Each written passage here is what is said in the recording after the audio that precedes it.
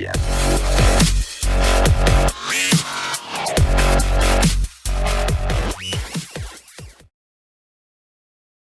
Welcome to the Wise Take DFS MLB podcast. I am your host, Paulie D, and I am joined by the freakiest one in the nation, Mr. Johnny the Greek. What's going on, Johnny? Not much, man. Just doing a Thursday night with you, my friend. Tell the nation how good your NFL is going tonight. Oh, you mean free money preseason? Goes great every day, my friend. Yeah, you got to get that free preseason money, man. So, yeah, I did a little article for the Nation. If you guys took a look at that today, you were able to print some money out today. You know, I don't really focus on making a lot of money in those, preseason. I more focus on like the ticket aspect. You know, ticket for the Millie Maker and like all the other contests that they offer tickets in. So I just kind of hoard tickets. So looking pretty good right now. I'm winning about 80 Millie Maker tickets off quarters. And they have a Thursday Millie Maker that's 2.5 milli up top, total tournament. And it's a $10 ticket instead of 20. And I'm probably going to pull down like 50 or 60 of those. So it's going pretty good. And the tournaments I am entered in, I'm in the top 10 in all of them. So everything's going good. Just entered those cash tournaments a little bit late. Yeah, I just entered them a little late. So I got into like the kind of lower money at the top. But everything's going good. Other than that, man. So all of my picks, most of them came through. In preseason, you can't expect everything to hit. It's cold in a couple ones, but in general, all the guys got the playing time. They just didn't get the production. Yeah, no, I mean, it's funny. Like NFL preseason, I think requires more research than the regular season. Oh yeah, by far. It's a lot of work, but that I think there's like probably one of the bigger edges in DFS is preseason sports. I'm starting to realize, it's like the very, very super casual fan who doesn't even really understand DFS, and there was like guys like starting quarterbacks with big ownerships out there, like there always is, and that's 30-40% of the field is dead playing, just the guys that you're supposed to play during the regular season. And especially on DraftKings when everybody's priced the same. Yeah, everybody that wants was to stack cool. it. That was really cool. Yeah. That made it, that was like they haven't done that in years past, I believe. And like that's just like the best way to do it. You don't even think about price. You just play whatever guy you want. And you don't have to worry about like price discrepancies and this value and that. It's like I think it's a better way to handle, especially the first week. It's so up in the air. Yeah. Baseball wise, man, the nation is having a huge night. Like I've seen multiple subscribers in tournaments that I'm in towards the top. Cash and DFS is smashing one of the $5 single entries. Last I saw, he was up top. I hope that holds, and like just a great day all around for the nation in baseball, which I'm just like super excited about. The nation's really heating up right now. Like we had a guy almost win 25K the other night, like on the last hit of the night, knocked out of there. Like I can feel that there's exciting activity abound, if you know what I mean. Sure. So we got a big Monster Friday night slate as usual. I think it's 14 games, maybe even 15. 14. Took a sneak peek. There is a lot to discuss. So let's jump into this. Sometimes my podcasts tend to go a little longer, so I think if we cut it out the nonsense early, we'll do a little better on time. The first game on this slate is my New York Yankees taking on the Texas Rangers in Mike Minor. We got Masahiro Tanaka going for us. The Yanks are 200 favorites. The total right now is 9. And it looks like it's going to be similar to weather, 80 degrees, light breeze, wind, not really significant, and 67% humidity. So pretty good hitting environment as usual in Yankee Stadium. What do you think? Yeah, so I don't really have any interest here in either pitcher, to be honest with you. Tanaka, don't like the spot for him here. I don't really like pitching in small ballparks. I don't like pitching right-handed pitchers against Texas. There are powers on the left side here. So short porch and over there in New York, not an ideal place for a right-handed pitcher to go to. We've seen, and I know Tanaka's a much better pitcher than Sonny Gray, but we really see Sonny Gray struggle here and some other pitchers as well. So for me, no Tanaka. Mike Minor, it's kind of interesting. He just kind of limits the damage, but he's not a good pitcher. Don't have any real interest in him. It's really the bats on both sides. Really still have an interest in Hicks. Stands on fire right now. I think you can really take a look at him. Gleyber Torres, if he's back in the lineup tomorrow, he's a good play. And you can always look at Andujar too as a pretty cheap third base option. So I like those guys here. On the Rangers, it's the lefties. It's Gallo. Sorry, Joey Gallo. I'm in my football mode now. It's Gallo here. It's Sin-Chu Chu. He's been a little bit cold, but he's still a good bat. I like him here. And, you could take a look at Odor if you want. He's a little bit too expensive for me, but he's definitely in play here. And so is Jerickson Profar. Yeah, this is a tough spot. I mean, Masahiro Tanaka's priced up, but he's really earned that increase lately. I mean, he's given up one earned run in his last 3 games. It's a total of almost 20 innings. And, the last game was in Boston and Fenway where he gave up one solo home run. Only 4.2 innings because his pitch count got high, struck out 9 Red Sox, which is pretty tough to do. His last 3 games, I mean, granted, the other 2 were against Baltimore and Tampa. I mean, Tampa Bay's not bad. It was in Tampa where they're good. 9 innings, the win, 9 Ks, shutout against the Rays, 3-hitter. 6 innings, the win, 8 Ks, 2 walks, 3 hits, no earned against Baltimore, and then 9 Ks in 4.2 innings, only 1 earned run, a home run against the Red Sox. And, we saw J.A. Happ, a lefty, kind of shut down the Rangers today. Did give up a couple runs, but really, the strikeouts were piling up, and the Rangers are striking out right now, over the last month, the most, if anyone in baseball against righties. I think there's going to be attention on this. I agree with you though. I'm not going to go there. I think he's too expensive, and this Rangers team's too hot and just too good of an environment. And when Tanaka does fall apart, it's with the long ball, and they got a bunch of guys who can hit it, take him deep. Righties and lefties. He does give up a lot of power to righties as well. So you don't have to shy away from your Chirinos and Elvis Andrus type guys either. I'm not going to use either of these pitchers. It's a good hitting environment. The Yankees are heating up. I'm more than likely going to have at least one Yankee stack tomorrow. Stanton's homered in 3 straight games. We've seen multiple years when he goes on these streaks, usually July, August kind of time frame. Aaron Hicks is locked in. Gleyber Torres is very hot. Miguel, and they're all kind of getting hot at the right time. Neil Walker hit 2 home runs today. I think they had 5 as a team. And Mike Minor's a fly ball left-handed pitcher in Yankee Stadium. That's just a recipe for disaster. So I'm hoping there's other really good spots so the Yankees aren't too chalky, but, it's not going to – people are going to take notice to what's going down in another left in Yankee Stadium. Stanton's going to be 30% owned tomorrow. I don't see any way he's not. They didn't increase his price. And some of these other Yankees will get ownership. If Luke Voit makes the lineup, he's a really awesome value play. Power hitter from the Cardinals that I think they gave up on too quick, and I think he could do really well here. So he's one really nice value play on the Yanks if he does crack the lineup. Next game up, we got Nate Eovaldi and the Boston Red Sox taking on the Baltimore Orioles and Dylan Bundy. The Sox are minus 178 favorites. The total is 9. And we got basically the same weather forecast here as Yankee Stadium. What do you think? Yeah, Eovaldi is probably in play tomorrow here. I don't like his price. 9,700 here, a little bit expensive, but against Baltimore, not really a lot of imposing bats here. The kind of thin lineup here.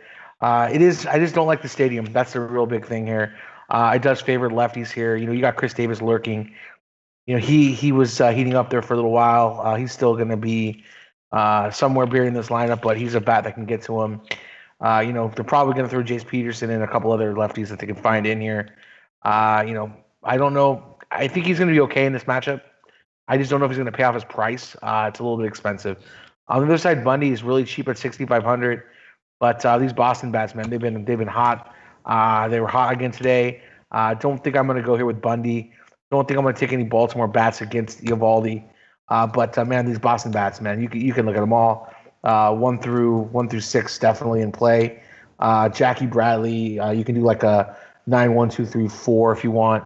Jackie Bradley's firmly in play. So I like these lineups. This lineup 9 through 1, 2, 3, 4, 5 to 6 to Devers. Devers is pretty cheap too, and he's a good play. So if you're looking for a $4,200 third baseman on DraftKings, go ahead and lock in Devers. Yeah, we'll see. He didn't crack the lineup today, but I'm assuming he will tomorrow against Bundy. Bundy's faced Boston 3 times this year. He's gotten 17, 17. Both of those were in Boston, and then a 29 June 11th in Baltimore. At his price, you'll take all 3 of those, and the 29, you'd be jumping for joy. 6Ks, 8Ks, 7Ks. Like, I guess he's, decent against Boston. But I'm with you. I think we're going to find better spots on the slate. But I do think he's probably a GPP flyer at 6.5. Like, unless the Red Sox, just go ham, I think he'll probably get enough Ks to pay off his price. There's probably just going to be some better spots on the slate. Nate Eovaldi, a right-hander against Baltimore, it makes sense. I don't have a firm opinion on it right now. I got to see how Baltimore profiles against what he's throwing. But since he's come to Boston, he's looked very good. And, if we get the right ump and, this lineup just continues to look ugly and full of righties, I think he's viable. I'd rather go to Eovaldi over Tanaka for sure 700 less just based on the matchup. But I'm guessing we're going to find some better opportunities deeper in the slate. But if not, I'll come back and look at both of these guys. Real quick, I believe that Mookie Betts has some power BVP against Dylan Bundy, 3 home runs, but only a 241 batting average. He's seen him a lot, and no one really has owned him. Benintendi's got a 348 batting average, 1 home run. So it's interesting. If he's got the right umpire, maybe, but do you really ever want to throw somebody against Boston on a 4 times slate? Yeah, and the 4 times he's seen him. I mean, regression's going to come, And, right in this very next game, we've got a similarly priced Blake Snell and the Tampa Bay Rays taking on a relatively hot Toronto Blue Jays and Marco Estrada. Right now, the Rays are minus 123 favorites. The total is 8.5. What do you think?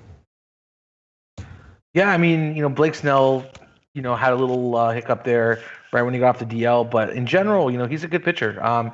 He's really turned the corner this year from last year. We always knew he was a prospect, but he just never did anything. So this year, he's really proved that he's a good arm. Made the All-Star team. So good pitcher here.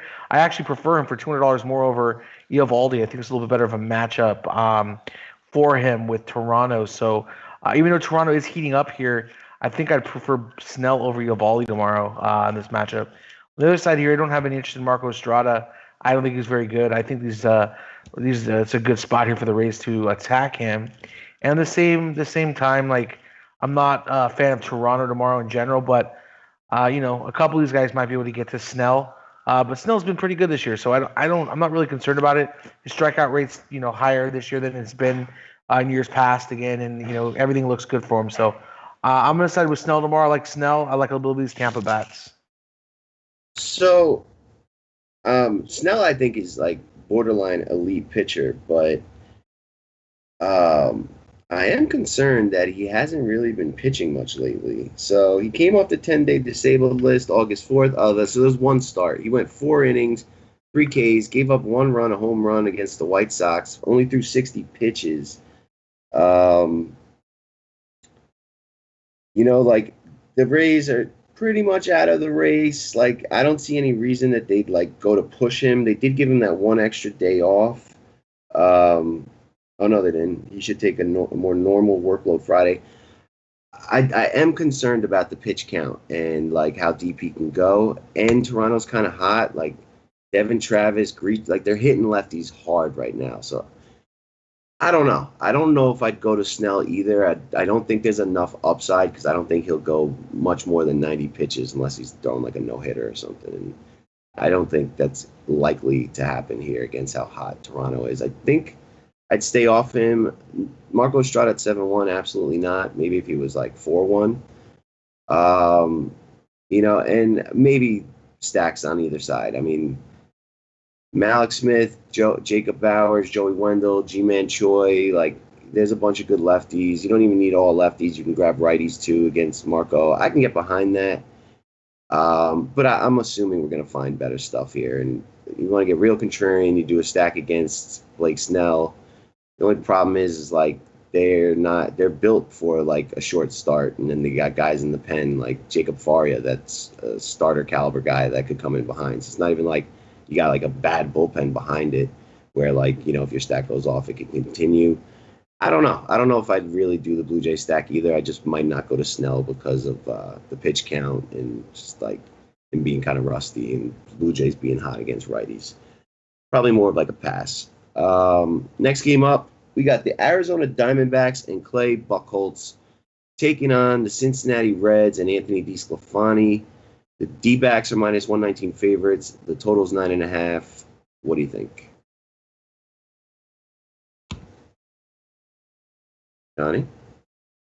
Did I lose you? No, I'm here. I was on mute. Oh, okay. Yeah. So Clay Buchholz, man, do that to me. He's been pretty good this year. Since he's come back from the minors. DeSclafani, he just keeps doing it though. Like in this ballpark, he really suppresses a lot of home runs, a lot of power. He's able to give up a couple runs, but get a bunch of strikeouts. So it's a weird ballpark where it's a small ballpark where you could definitely hit home runs, but you can also get a lot of strikeouts. He's 6,100. He's a little expensive tomorrow, so I don't think I can go here.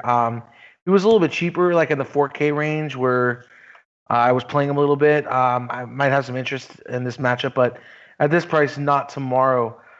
Buchholz too, like $8,800. I think is a little bit expensive for him. I understand he's been pitching pretty well, this season, but I can't go here. Especially in cash, it's just too much. I think a couple of these Diamondbacks will be fine tomorrow.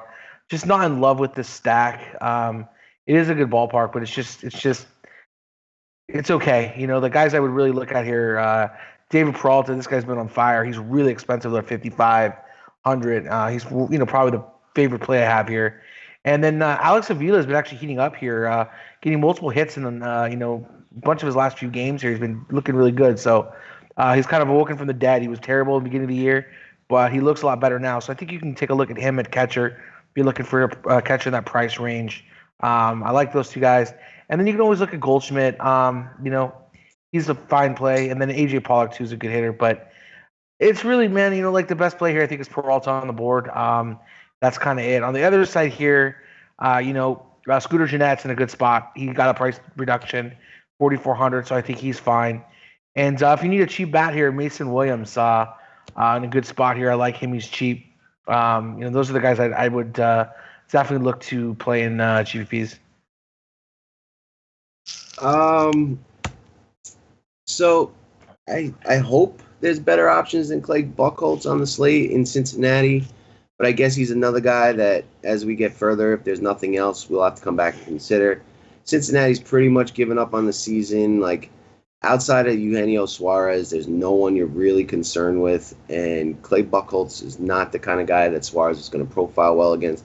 Buchholz has been really good of late, like 4 straight wins. Ever since he got back from minor leagues, man, he's been good. I agree. And he's sure throwing a variety of pitches, which I think is like, when a guy can throw 4 different pitches effectively, like he can navigate the lineups based on the matchups. And like, I think that's what he's doing. And like, this guy doesn't hit sliders well. I'll throw him the slider.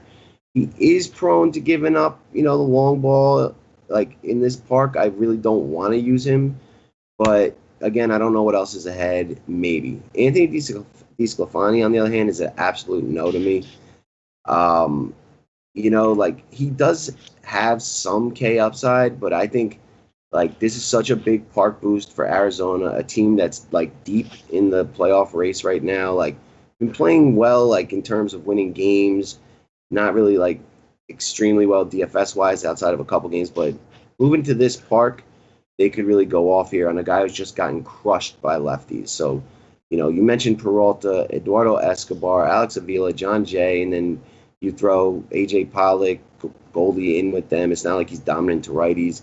I could really see the Diamondback stack going off here. I definitely have interest because once you get past Sclafani, it just gets worse. And maybe if I was doing a Diamondback stack, I would go with Buchholz in that because of the correlation of like if the stack goes off, he's going to be in line for the win and that kind of good stuff. But hopefully there's other pitchers. But I definitely like this Diamondback spot here. Next up, we got the Minnesota Twins and Irvin Santana taking on the Detroit Tigers and Jordan Zimmerman. Talk about a game where they will just not give a damn about anything. The Twins are minus 108 favorites, basically a pick 'em. The total's 8.5. Is there anything from this game? Yeah, I mean, this isn't like a favorite play or anything like that, but off the top of this first look here, Detroit's bad. I mean, we just saw them against the Angels, against Barria, who's not very good, and he gives up power to righties, and they just got shut down. Irvin Santana, like he's not a good pitcher, but he's got a pulse, and he throws pitches. He's got a pulse. He's got a pulse. He throws pitches. It is this terrible Tigers lineup. So I think in GBP's at 6,400, like he's in play. It's not a lock and load or like, oh my God, it's a great play. But from what I've seen so far, at $6,400, like he's a lot better than Disco Stu Anthony DeSclafani over here. So I'd totally take Santana over him. Jordan Zimmerman, like he's been pitching better, but this isn't the right lineup for him today. I think that some of these bats can get to him in Minnesota. Eddie Rosario, Polanco, Sano's been heating up a little bit. Max Kepler, these guys are all fine here. And, Logan Morrison, I just don't like that he's buried in the lineup. But these guys can definitely get to Zimmerman tomorrow. Zimmerman's too expensive at 7,500. No interest.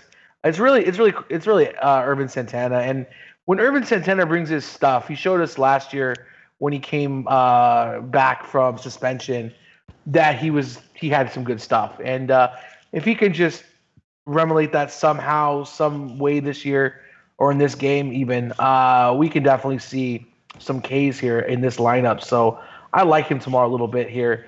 Very, very contrarian play. So I'd put that on your board if you want to look into him a little bit more, Paulie. I think it's a good option. Did you just drop a remulate on me? Yeah, baby. Nice. Don't know if that's officially a word. It's care. Not. I just made it up. It sounded good. Totally fine. I actually like that. Remulate. Yeah, I'm gonna try to give that back to you later. Yeah, man. Let me see. So Irvin Santana, I've stacked against all 3 times, and it's been successful. The last time was like the least successful, but his velocity is down like almost 4 full miles per hour. There's like no way I'm going anywhere near him until I see that turnaround. Giving up 60% fly balls, 233 distance. Like, I can't go there until I see like some signs. You're right. He's got pedigree. Like, this should be a good spot for him, but I think there's something clearly wrong with him. Maybe he's just like, wasn't really working out much. But I mean, 4 mile per hour drop, that's really significant. And he's just been getting crushed basically every game. I can't do it. Like, if you're right, you're going to get a guy at 2%, and it's the right matchup for sure. I just I can't do it. I can't. I might miss his first good game if he does have one, but right now I can't. And then Jordan Zimmerman against the Twins, I don't think that I'll have interest in. I got to take a look at the profiles. Like, there is a world where he could do all right. He's been pitching better this year. He does seem to just get into too much trouble, giving up hits and home runs. I mean, he's given up 2 home runs in his last 4 starts every start. So I don't mind, I guess, a little mini twin stack against that. Anyone that's going to give up 2 home runs a game, we want to maybe attack a little.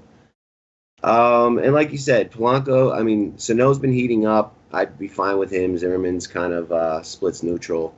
Polanco, Rosario. I don't think I'd go more than a 3-man of Minnesota because neither of these teams have anything to play for.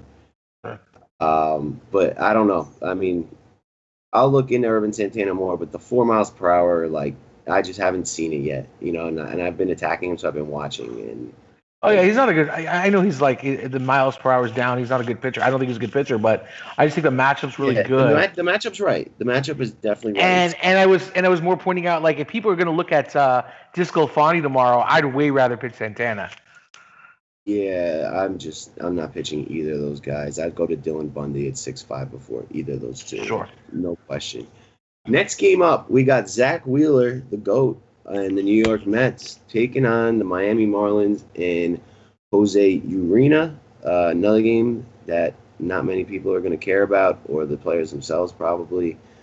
The Mets minus 114 favorites, and we're looking at a 7.5 total right now. Do you have any interest here? No. I don't know what did Zach Wheeler ever do to be a 10.1K on DraftKings? I don't understand. So, he what do you call it? He struck out 9 Atlanta Braves, 7 innings, got the win, got 35 one game? DK. The game before that, he got 27 DK. The game before that, 18 against the Padres. The game before that, 21. 8 strikeouts, 7, 7, 5, 8, 7, 3, 7, 9. So outside of 1, 3, and 1, 5, 7 or more strikeouts, like, he's been good. But I agree, I don't really want to. He's not better than Snell. I mean, if you look at matchups, like, he's not better than Snell. Like, I mean, he's had some softer matchups too. Like, I don't think he's better than Snell, but I would pitch him over Snell tomorrow because of in this matchup. But just because my concerns with Snell's pitch count and the matchup. But yeah, I don't think he's better than Snell. I think this is a tough price, but he has earned it. He's looked good. He's looked much better. I mean, yeah, I agree, but it's just like a sticker shock for me when I see Zach Wheeler 10-1. I can't go there tomorrow. I like a pitcher I saw a little bit lower here in a minute. We'll get to Jose Urena, $6,700. Too expensive. Like, I understand the play if you want to go here, but I don't think there's enough built in there. Like, if he was in the 5,000 range, I might take a chance on him. I guess if you're looking for some cheap bats against Urena, you can take Ahmed Rosario or Jeff McNeil first and second in the lineup. Wilmer Flores has been pretty good against righties this year too, so you can definitely take him. I don't like that Nemo when the projected lineup is buried so deep. I prefer him to be up a little bit higher, but it is kind of what it is. I think Conforto's a good price. You can take some of these guys as one-offs. I'm not into the stack here against Urena. I just don't think it's a stacking spot tomorrow. And I'm going to go ahead and take Justin Bour here as a leverage play against Wheeler. I like Justin Bour in this spot. Got a lot of power. Wheeler's still prone to give up home runs. I think Bour can take him deep. This game's a complete pass to me. Like, maybe, again, if we have to reconsider pitching, I'll come back and think about Zach Wheeler. He has been really good, and this is just a soft matchup for him. Good park. But I hope that we have better options, and this game's just a total pass.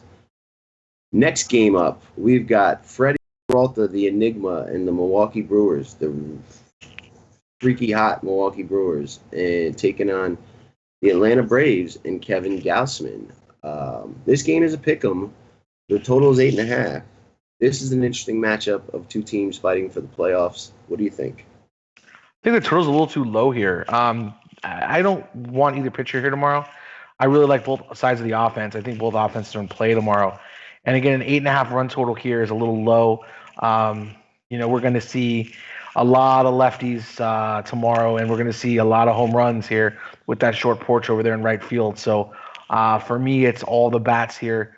Lefties, I prioritize all the lefties first, and then I can go ahead and take in, the Ronald Acuna, that kind of a play. I like him a lot. He's been hot lately, and then we could talk about like Jesus Aguilar, but For me, it's the lefties first, and then I prefer those two righties.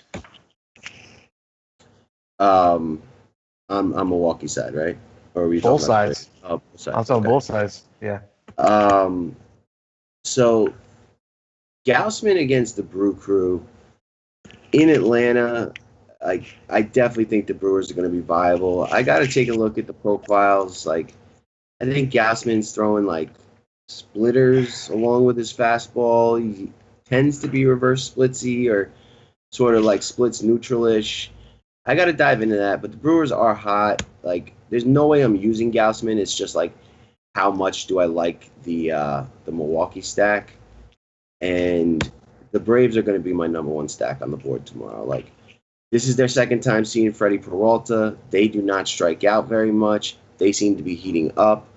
Like, Freddie Peralta, like, he throws 70%, 91 mile per hour fastballs. Like, he's not going to continue to do well. He's giving up like 50% fly balls. Not a good formula against the Braves. So, like, last week, I jumped on the Rockies against him in Coors, I believe it was, or even if it wasn't, but it wasn't really the best spot to attack him. It was just that it was the team seeing him for the second time. And Trevor Story, took him deep, but the rest of the Rockies still struggled. But the Braves are like a completely different animal than the Rockies. Like, this is the actual better spot because they take pitches. He has a walking problem. And, like when he's not getting guys swinging and missing, he's eventually going to get teed off on. And I will just have a Brave stack on every single team. I don't care. I'm going to keep picking on this guy until it works. And this is actually a much, much better spot than I had last week. Acuna, Albies, Freeman, Markakis, every single guy in the lineup is viable. I'll probably play 3 teams and everyone will have a Brave stack. I don't believe that this guy can get by on just throwing 70% fastballs. Like, I don't believe it's going to continue. Next game up, Shane Bieber and the Cleveland Indians taking on Carlos Rodon and the Chicago White Sox. The Indians are minus 140. This total is 9. What do you think? Yeah, so here you go. Shane Bieber, he's going to be popular, but definitely viable against these White Sox. Carlos Rodon's looked a lot better here as of late, starting to get his strikeouts up a little bit, starting to show, more of his command from last couple of years. I think he's in a much better spot. I don't like the price. I don't like the matchup, but, he's getting better. So Bieber for me. Cleveland, like, I get it if you want to go here. I really don't like Cleveland from the right side, and I don't really like them on the road, but we're getting a smaller ballpark here, and it is the White Sox. They're fine to stack. It's not a preferred play for me, but definitely they're expensive, but if you want to take them, you can definitely go there. And what, Bieber, you're saying yes to or no? Oh, yeah, he's right now, price-wise, I think he's the best pitcher that we've seen so far. Yeah, I mean, Bieber has shown some chinks in the armor. 92 exit velocity his last 223 distance, 42% fly balls, but only a 28% hard hit rate. I think you're right. This is definitely a matchup you got to look at. The White Sox, I mean, I know CC Sabathia is a lefty, but he struck out 12 of them. Like, he's not a guy who gets 12 strikeouts anymore. So, if they're cold, they're ice cold, and anyone can probably go in and do well. But we'll see. We'll see what their lineup looks like. If there's too many lefties, I'm not going to be in on it. There is a 12 mile per hour wind also blowing out to right field. So like that favors the lefties in a smaller park. I'm not sold on Bieber yet. But if it's a lineup full of righties, then I could get swayed into it. Rodon I won't use, but I'm also not interested in Cleveland at all here. Like, they're just not as good on the road, like you said, and I believe Rodon's a good enough pitcher that I don't think that they would win you the slate tomorrow. Next game up, we got Mike Leake and the Seattle Mariners taking on the Houston Astros and Garrett Cole. The Astros are minus 210 favorites. This total is 7.5. Roof will probably be closed, looking at 85-degree temperature and 73% humidity. be very surprised if it opened. If it did, there may be some more interest in the bats, but I'm assuming it's going to be closed. It almost always is. What do you think? Yeah, so it looks like Carlos Correa is going to be back. That's the one thing here I'm seeing in the lineup here. So if that does, that definitely takes some interest away from a cheap Mike Leake tomorrow. Astros kind of lineup's been a little bit watered down lately, so I was looking at him at cheap $5,900 price, but one more good bat here, probably going to take me off of him. Garrett Cole's probably going to be the best pitcher on the slate. 12.5's a little expensive here. It's really hard because you got, I'd rather pay up for him at 12.5 than some of these other pitchers that we've talked about at 10K. So I think they're gonna, DraftKings is trying to make you pay up tomorrow for pitching, and we know that paying up for pitching hasn't worked. Today wasn't the right scenario. And probably won't be the right scenario tomorrow. So I'm going to look to do everything I can to not play Garrett Cole tomorrow. It's not that anything with the matchup. It's just too expensive, and the bats right now are where you want to get to. So he's going to really prohibit you from getting some of the better hitting bats in the better hitting environment. So for me, I'm going to do what I can to fade him. But again, I don't think he's a bad play. And Mike Leake, he's borderline okay play. If he was a little bit cheaper, he'd be fine. And if we can see that lineup and we see that it goes back to no Carlos Correa, we got still Altuve out and Springer out, probably a lineup I might attack. So waiting to see the lineup to make a decision on that. But again, Leake, if he was a little bit cheaper, he'd probably be a lock and load for me. Yeah, I'm not going to use Mike Leake against the Astros. They've actually been hitting well in horrible stadiums, matchups. They did end up getting to Paxton tonight. They've actually been kind of coming together. Tony Kemp is really hot. He's cheap. I love him against Mike Leake. I can always play Bregman. Marwin Gonzalez is on an insane hot streak right now. Josh Reddick. You give me Carlos Correa as well. There's no way I'm using Mike Leake. Yeah, I'll use the Houston bats, but I think they're viable. I don't have much respect for Leake.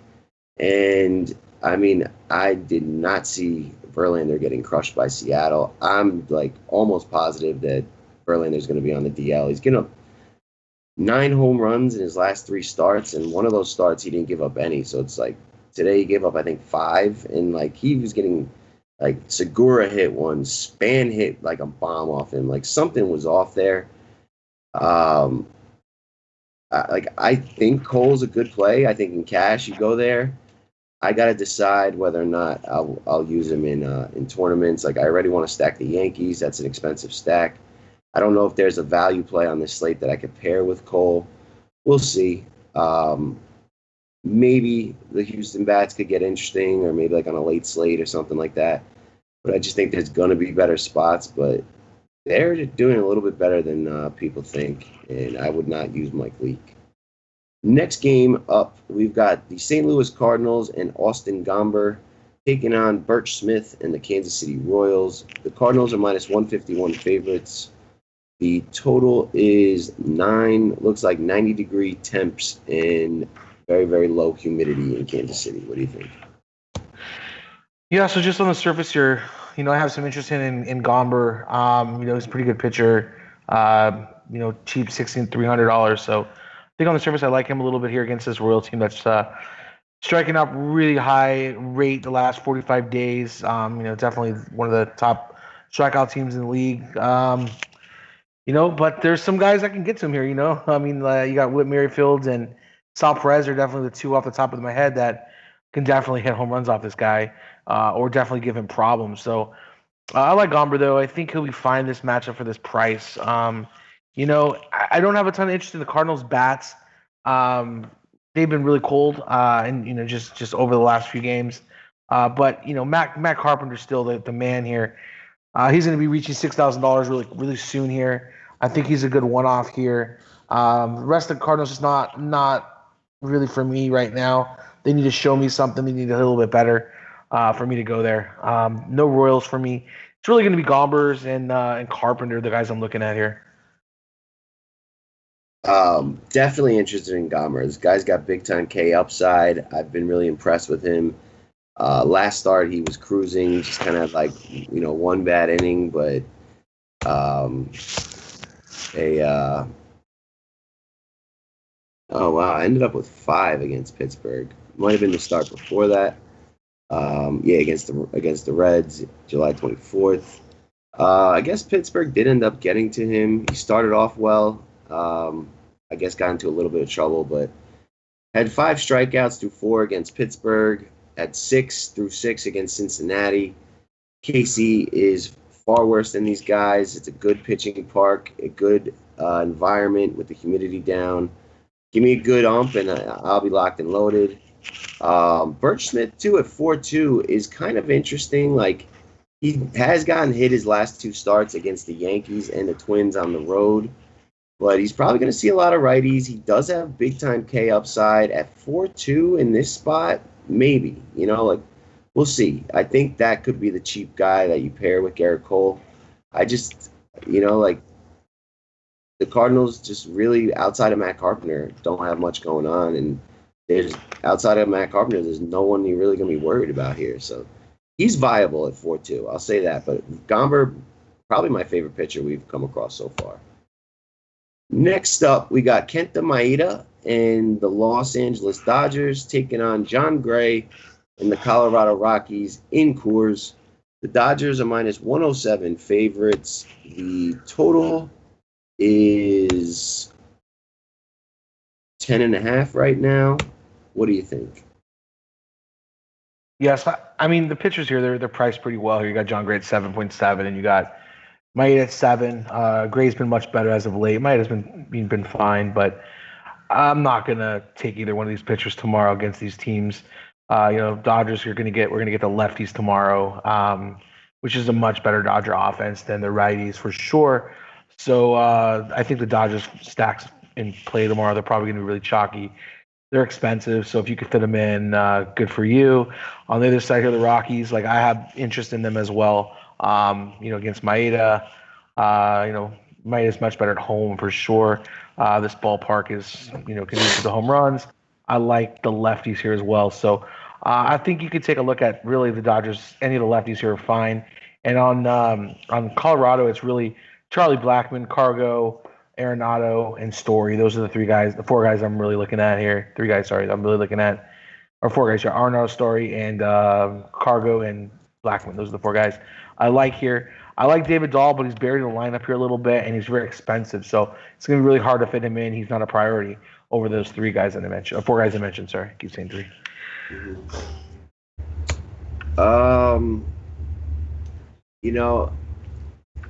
Let me see what Maeda throws. Actually, better yet, let me just take a quick look at how he's done in Coors before. I'm sure he's pitched a bunch. John Gray, has been good against the Dodgers in LA. Not so good recently in Coors. This is now going to be the second game of the series. Yeah. Yeah, tonight was the first. Hang on, Colorado. So Maeda at Coors, 2 innings, 2 hits. Must have got hurt or a rain delay or something. And then another start where he gave up 1 home run, 4 earned. Another one where he gave up 2 earned. This is going back to 2016, so we don't really have a sample recently, but he's faced them twice this year, and he's gone ham. 12 strikeouts and 9 strikeouts, both times in Dodger Stadium. But Maeda at 7K, maybe. I got to see what he throws, how that shapes up in Coors Field, but I think there's a lot of upside in that price. I'm not really scared of guys in Coors Field. Coors Field had its run, and it's kind of been disappointing a lot lately. And a guy who can get a lot of swing and misses against the Rockies, I don't mind. And especially a right-hander when you kind of you're not at Nolan Arenado and Trevor Story's advantage spot. So I think Maeda is interesting. Gray, I don't think so. There's just too many good hitters on this Dodgers lineup right now. But he is another guy very similar with good K upside.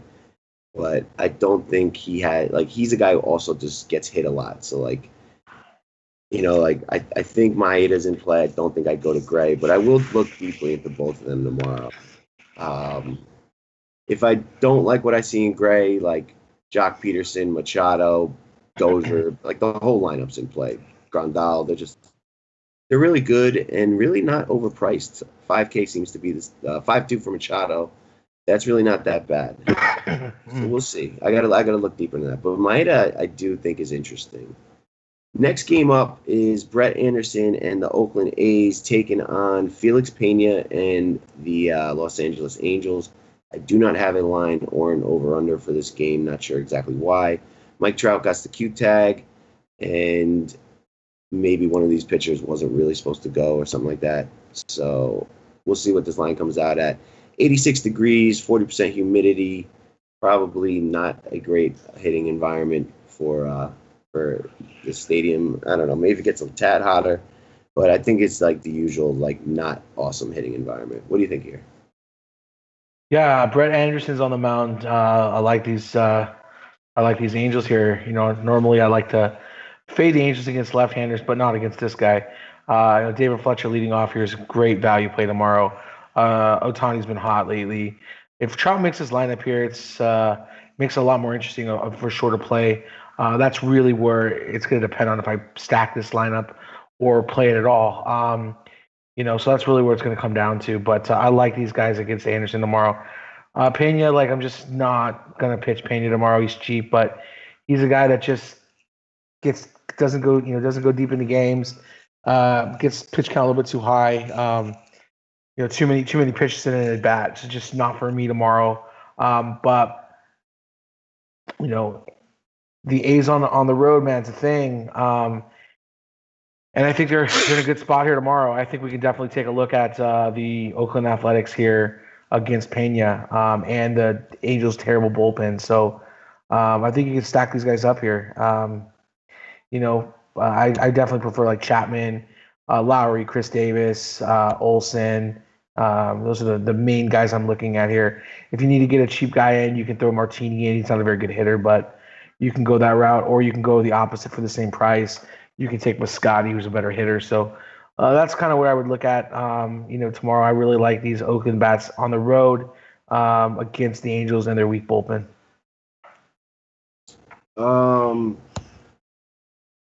I got to take a quick sneak look at how Oakland does against the slider. That's like Pena's that's his lifeblood. That's where he does have K upside. Oakland has been good on the road. I don't consider this like a good road environment, though. I like Oakland when they're getting like a park upgrade. This is probably technically like a park neutral or slight park downgrade. Pena, he's got big time K stuff to the righties and not to the lefties. 27% K rate to righties, 15 to lefties. Walks lefties 11% of the time. Righties only 8. And, he keeps the ball down. Oakland's lineup's going to be pretty right-handed. Let me just quickly look and see how they do versus the slider. I think they're not very good against it. Well, Matt Chapman and Chris Davis profile well. No one else does, but they don't have big whiff rates. I'm cool with just neither side. I wouldn't use the bats. I wouldn't use Pena. Brett Anderson, I wouldn't use either against Angels, regardless of Trout being in the lineup. But I probably won't attack Brett Anderson with the Angels. They really haven't been as good against lefties. And Brett Anderson's a guy in this park who can kind of limit the damage, just get a bunch of soft contact. But he doesn't have enough K upside against a team that doesn't strike out to actually use. I think this game's kind of similar to that Mets Miami game, big park, mediocre pitching. Although Mets have a good pitcher, but just not interested. There's just better spots on this slate. Next up, we got Zach Eflin and the Philadelphia Phillies taking on Jacob Nix and the San Diego Padres. The Phillies are minus 135 favorites. The total is 8. What do you think? Yeah, I got to look into Jacob Nix here a little bit more. But I think Zach Eflin's in play tomorrow against the Padres. Padres have been heating up a little bit here. That do have some concerns here, but it's a nice ballpark upgrade here going to San Diego. for Eflin. We have to just think about the travel a little bit here. But I think in all, he's a good play here on a slate where we're looking for pitchers. $8,500 I think is a fair price in this matchup. I think he's going to get some ownership because of it, mostly because of the matchup here. On the other, with the bats here, I don't really know about Knicks at all, so I got to kind of look into him. But I'm sure it's going to be the usual suspects: Hoskins, Hernandez, Williams, Santana, Cabrera, and then Herrera. At 6. Those are the guys who get most of the production here. Miguel Franco was heating up there for a little while as well, so 1 through 7 definitely poses a threat. And then when it comes to San Diego, it's the power's really on the right-handed side, your chances are hopefully you're going to get another Reyes home run here today, or Renfroe or something like that. But it's the wrong-handedness, and Eflin's pretty good against righties, so I don't think that's going to happen unless they get to the bullpen here, which it could. I really like Eflin tomorrow. I think he's a fine play, and don't mind the Philly bats. The Phillies bats are not a priority play for me. It's more of the Eflin play. Okay, so Jacob Nicks, the DK little note says across 58.2 innings in Double and Triple A, he had a 1.84 ERA, an 0.90 WHIP, and 44 to 9 K to walk. Those are impressive numbers. The Ks I would like to see a little higher, especially at Double and Single and Triple A. Like to see at least a K per inning, but impressive WHIP and ERA. Looking a little deeper, it's a right-hander, 6'4", 220, throws a high-level fastball that sits around 94, 95, can get up to 97. Throws a curveball, which does not grade out very well, 79 to 80 miles per hour. And then a changeup, which grades even worse. Interesting. I like left-handed bats in San Diego. There's a couple that are really attractive on the Phillies: Nick Williams, Carlos Santana, Drupal Cabrera, Adabel Herrera. They had another rookie have his debut today. He got lit up by the Brewers. That was not as good a park as this. We'll see. I mean, I think a sneaky Philly stack could be in play here, and those are impressive numbers. Not sure how, challenging the league that the San Diego Double and Triple A teams play in. But the kid today got lit up. Phillies in the playoff hunt. Was that PCL numbers? No, I don't think it's PCL. I don't think that the Padres minor league team plays in that PCL, to be honest with you. But we'll look into that. If that's PCL, that is improved. That is. That's great. Those are great numbers in the PCL. It says I saw him in the AZL. Okay. But he does throw some gas, and then we'll see how the Phillies profile against the curve and the changeup. I do think some of these, maybe a Phillies 3-man, Nick Williams, Santana, they're in play against a rookie, but only the left side, except Rhys Hoskins is fine. Zach Eflin's in play too at 8.5. The Padres have been a little bit hot lately, but they just don't have any lefties outside of Hosmer and maybe Freddie Galvis. Revenge spot for Freddie Galvis, but Eflin's impressed me this year. The Padres strike out a ton. It's a good park for righty on righty. I think Eflin at 8.5 is definitely in play. Next game up, Clay Holmes and the Pittsburgh Pirates taking on Derek Holland and your San Francisco Giants. The Giants are minus 132 favorites, and the total here is 8. Any interest here in your boys or? You said Clay. You said Clay Holmes, right? Yes. I have it as Trevor Williams. Okay. So do you want to check on DK real quick and see who they have listed? DK has Clay Holmes. Clay Holmes, okay. Yeah. Do you know anything about Clay Holmes? Yeah, he's pitched a little bit this year. One start, went 6 innings against the Brewers. This was July 14th. No earned runs, 6 Ks, 2 walks, 25.9 DK. Everything else was very short stints, 2 innings. I believe he is another one with some pretty big velocity. Yeah, let me check. Is he a righty or lefty? He's a righty. He's a Okay. right-hander. Okay. Fastball grades out well, sits from 93 to 94. Peak is 96. The curveball grades very well. That one 81. Then he also has a changeup. Back end starter with impact stuff, limited consistency. Realistically, a very hard throwing, either fourth or fifth starter or middle reliever. Um, there's some potential, I guess, but not like a ton. Did have one good game against the Brewers, and this is a very very decent spot. I don't know. I think if I wanted to pay up in my SP1, I could take a shot on him. Yeah. What's his price on DK? 4K. Yeah, I mean, this might be a good spot for him here against the Giants. Righties against Giants. Their best left-handed hitter, best hitter on the team is out still. Yeah, I mean, I think it's fine. I mean, we saw um, what's his name, Ian Nova today, no hit through the first four innings. So, and he's not a very good pitcher. He's right-handed. So I think you could definitely attack him here tomorrow. I think it'd be a fine spot. Don't have a lot of interest in the Giants. They're just not doing it for me right now. And I'm a Giants Yeah. fan, so it really sucks here. And on the Pirates side, like against Holland, like not a ton of interest. He's been pretty decent here at home. I mean, if you really want to go here, take a look at Dave Freese, Cervelli. Those would be the guys, or Bell. But other than that, really just not a ton of interest in this game. Maybe the cheap pitcher, Clay Holmes, but that's it.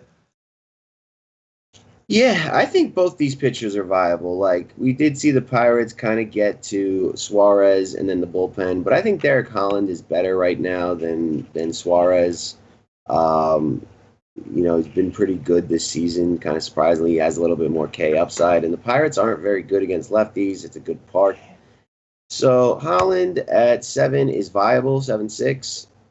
Doubt that he's my favorite, but he's viable. And then Clay Holmes, like if you want to pay up at pitching or you want to stack Coors, like he's viable. There's a couple really cheap pitchers on the slate that are viable. There's just like outside of Garrett Cole, who I think is good, but there's no like, you know, Scherzer or Sale like at 13K that you need these 4K guys. So like if you're looking to stack the Yankees with Coors or something, then one of these two guys are fine. And I just don't see this guy burning you at 4K with how poor the San Francisco bats have been lately. All right, guys, that is going to do it for the game by game. Let's bang out some top threes and we'll get out of here, Johnny. I think we did good on time. I don't remember when we started, but I think this felt like it went fast. Yeah, I think we did good. Top 3 arms tomorrow. Yeah, so I think I'm gonna take a look here at Shane Bieber a little bit more. I think he's in a good spot here. That's probably number 1 here. Number 2, I'm gonna take a look at Zach Eflin here against San Diego. I think he's in a great spot as well. And then Austin Gomber, I should say. He looks fine here. And maybe if we need to save some money, we can go down to this Clay Holmes. But right now, Austin Gomber looks like the play. Yeah, I like Gomber a lot at 6'3". I like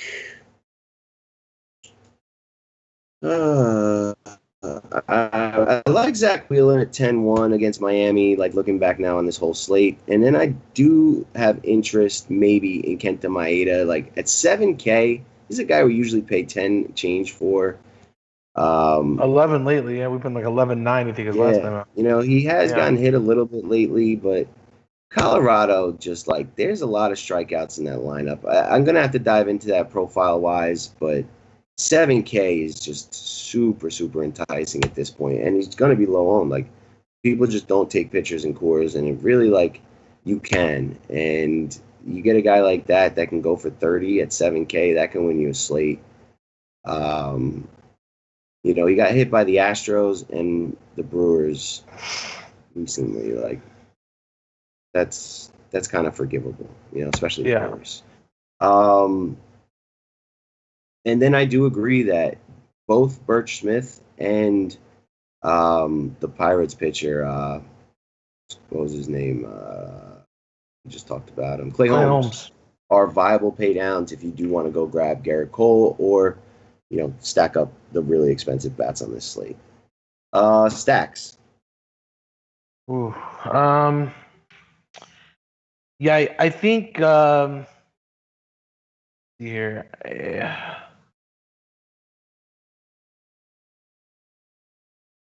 I like some of these Tampa Bay bats tomorrow against Estrada. Probably go there.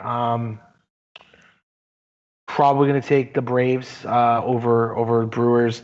Maybe even a game stack here. I think is in play. I don't think either one of these pitchers are going to survive tomorrow. And lastly, the Dodgers here against John Gray. I think they're in a good spot. I think they'll be fine here. We're going to get the lefties here tomorrow. I think they're going to break out of this little hitting slump in Colorado they had tonight. Yep. For me, Braves number 1, Yankees number 2, and the Diamondbacks number 3. Okay. Home runs.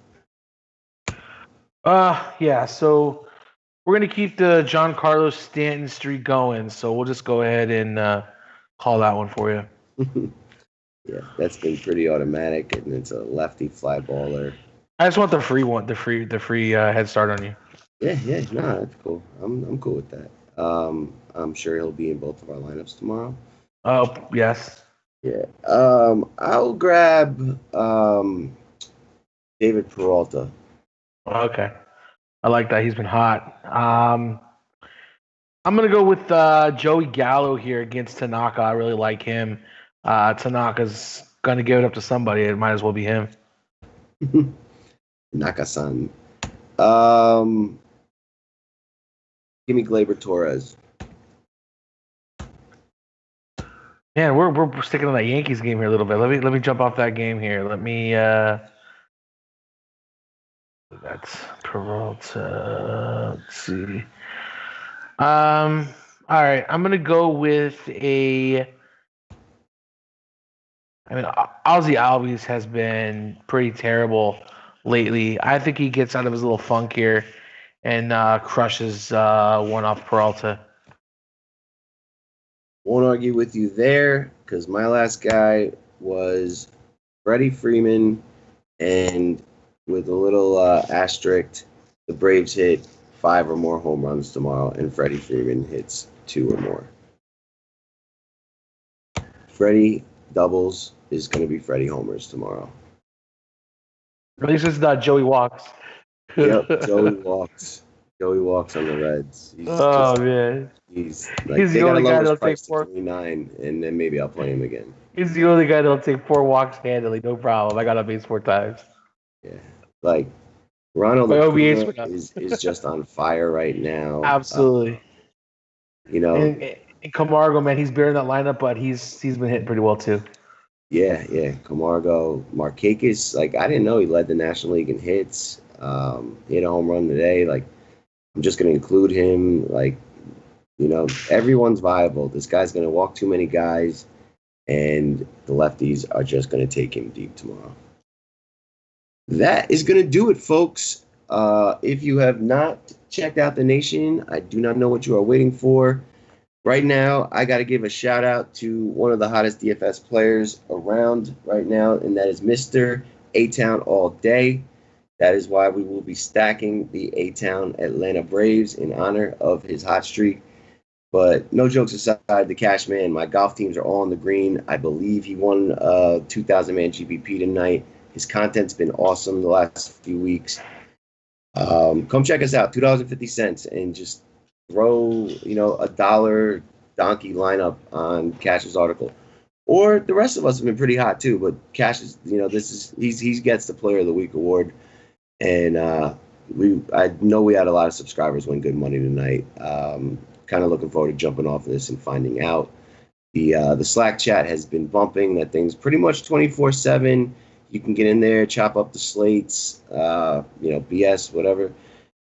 Just a good community that we got growing, and we're getting hot at the right time. Coming into NFL and NBA seasons where we make the big bucks when we have the big tournaments. So come check us out. If you're watching us on YouTube, iTunes, Podbean, Twitter, Facebook, all the other platforms that I may have forgotten, please do the right thing. Give us the thumbs up, like, share, support the nation. Allows us to keep doing what we do, and we love what we do, especially on days like today when everyone in the nation gets paid and everyone in the nation gets laid. So, for Johnny the Freak, for myself, for the entire nation, good luck. Ship it. Yeah.